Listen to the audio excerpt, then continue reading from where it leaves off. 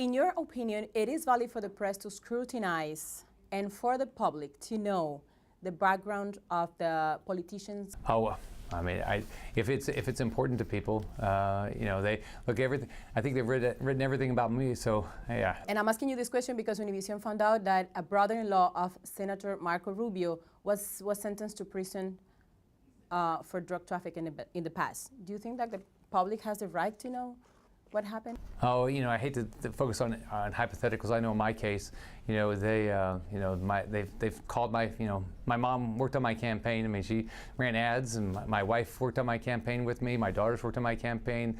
So I don't know, you know, about other politicians. It's not a hypothetical case. It just happened. Univision just found out about that. But I just want to ask you, do you agree that the public, you know, has the right to know? Well, you know, I'm not sure about, you know, other families. I know in my case that, you know, people ask me lots of questions, and so, you know, but I don't know whether they should ask more questions about families. I mean, I look at, you know, my family. I'm who I am. I mean, I talk about my father. My father had a 6th grade education. You know, I talk about my daughters some, and my wife and my mom, and so I talk a lot about my family.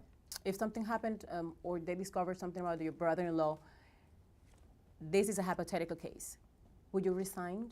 Well, look, I got elected because of who I am, and I got elected to do the things I ran on, and that's what I plan on doing. Governor, your best-known campaign slogan was, "Let's go to work." And as a candidate, you promised to create 700,000 jobs in 7 years. But still, Florida has one of the highest unemployment rates. It is, allow me to read, 10.6%.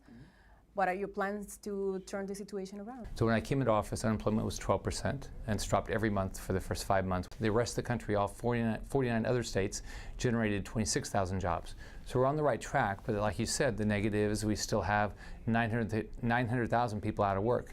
Let's talk about private companies. You signed the E-Verify. So what I've done so far is my first day in office, I said, if you're going to come to work for a governor agency, the agencies I'm responsible for, we're going to use E-Verify, and companies that do business with the government will use E-Verify. Now, on immigration reform, what we've got to do is the federal government's got to do their job. Their job is they should secure our borders. They should have a national immigration policy that makes sense. We need to have a better work visa program so people can come to our country for a short period of time and work and go home.